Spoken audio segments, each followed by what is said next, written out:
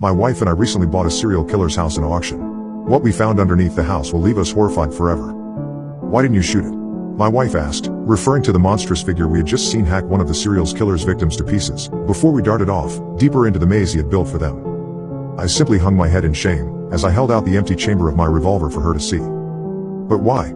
She asked. Isn't the point of having a gun, so that you can use it when needed? Ada, when the grandkids come over, do you really want that thing to be loaded? You lock it up, she yelled, losing her temper, something she rarely did, before calming herself down. I'm sorry. But it didn't bother me. After all, we were in an extraneous situation, locked inside a labyrinth built underneath the serial killer's home that we had just bought at an auction. A serial killer that I had spent my entire career trying to find, and only in retirement, with the help of my wife, was I finally able to. So what now? Ada asked nervously, as we stood there in the dark, unsure of what direction to go, or what passage to take. We just keep going. Like you said earlier. Until we find our way out of this place. My wife, left with no other choice, reluctantly agreed. And so, we both set off into the unknown, our only guiding light that of the flashlight I'd had the foresight to bring with me. But before we could make it very far, we once again found ourselves arriving at a dead end, where yet another sickly victim of the serial killer was tied up, once again with an .4 in their arm. You were right, Ava said, they're all alive down here. Not long after that, we found another. And then another. And then another. How many people had disappeared again? My wife asked, surely wondering how many more victims we might find down there. Over the years? 7 men and 7 women. I replied. I think one version of the myth is like that. 7 men and 7 women. The myth? Of the Minotaur. Like you had nicknamed him. I suddenly froze in horror, as I realized how literal the analogy really was. Sure, after the serial killer had carved mazes into the last whereabouts of his victims, I had suspected he was keeping them in a labyrinth, and had always jokingly referred to him as the Minotaur. But now that we had found a literal monster in the maze, and my wife had pointed out that 7 men and 7 women had disappeared, it had become more clear than ever that its architect was not the Minotaur, but King Minos, and the labyrinth was not a happy accident, but some sort of fucked up immersive homage to that very myth. But why? I asked, after sharing my thoughts with my wife. Why would he go into such detail? Perhaps to better understand it, you have to go back to the myth itself. Why did Minos create the labyrinth in the first place? I thought about it for a minute, before it all came back to me. Because his son, Androgeus, was killed by the Athenians. So as a punishment, he forced Athenian men and women to be sacrificed to the Minotaur. Did Milton Astor have a son? What are you getting at? I asked. Just answer the question, Ada insisted. I thought about it for a moment. No. I mean, yes. But he died. Along with his wife. Well, there you have it. Have it? The Minotaur is his son. But how? I don't know how, or why, but I just have a feeling. I just don't understand, I said, trying to rack my brain around how Milton Astor's son could still be alive, and why he was running around in an underground maze. But before I could get too lost in thought, we were interrupted by the very sound we had heard earlier, just before the monster had stormed into our passage, and hacked the first victim to pieces. Suddenly, the entire structure rattled, and the earth below our feet shook, as the sounds of growling, huffing, and stomping could be heard growing closer, and closer, and closer, until the giant man came barreling around the corner of the maze, sword in hand, and howled. Ah, it cried out, as I shone my flashlight light into his eyes, and was finally able to see the monster's head. It was that of a man's, covered in a burlap sack, with holes cut out for eyes and mouth, with horns seemingly drilled into his head. What the fuck? I cried out, as Ada took a step back and screamed. That's the fucking Minotaur, she called out, as she put her arm around the 3 new victims we'd found and attempted to back them away. Rwrgh. The giant screamed, as it raised its sword above its head. But just then in that very moment, my flashlight's battery died, and the entirety of the passage went dark.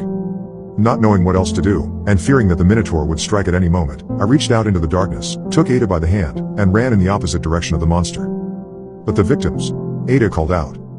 Just run, I urged her, as we darted away down the tunnel, to the sound of the poor victims being torn apart.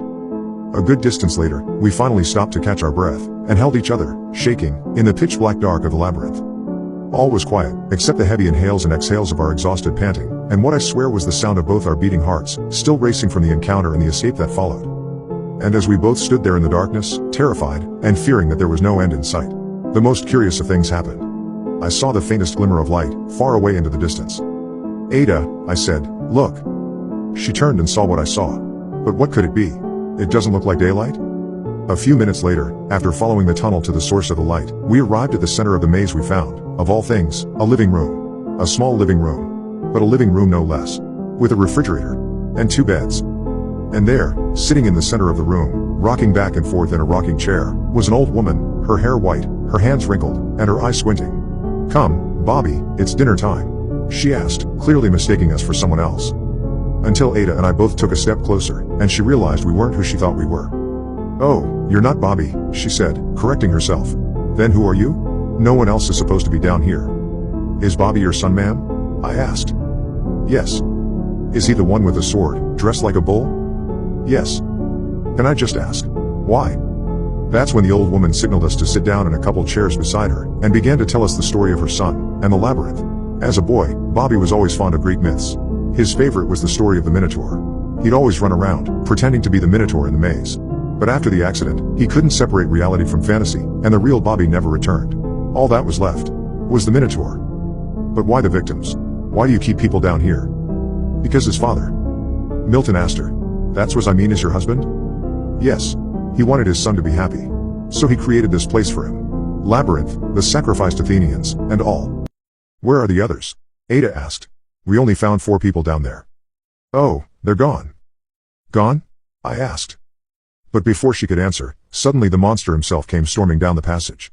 Closer, and closer, and closer. But when he arrived at the living room, and saw his mother, the Minotaur, or should I say, Bobby, simply relaxed his composure, and took a seat at a nearby table, where a plate and silverware had been waiting. "Where have you been?" "It's dinner time," his mother said, as she walked over to the refrigerator. But what we didn't expect was what she removed from it. A plastic bag full of body parts, clearly that of Milton Astor's former victims.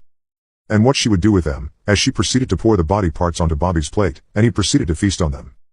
Ada's eyes grew wide in horror, as I resisted the urge to throw up.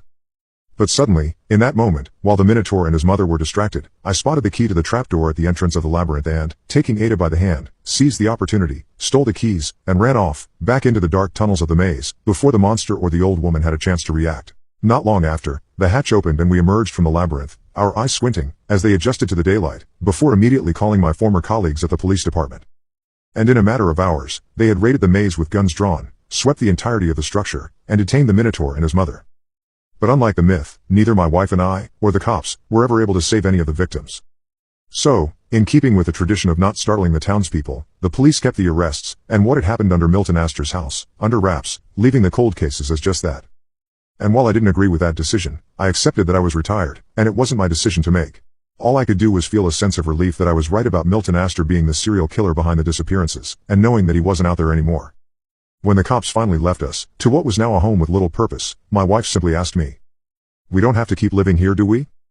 To which I replied, "Definitely not." In no time, we had bought a new home and had sold Milton Astor's house.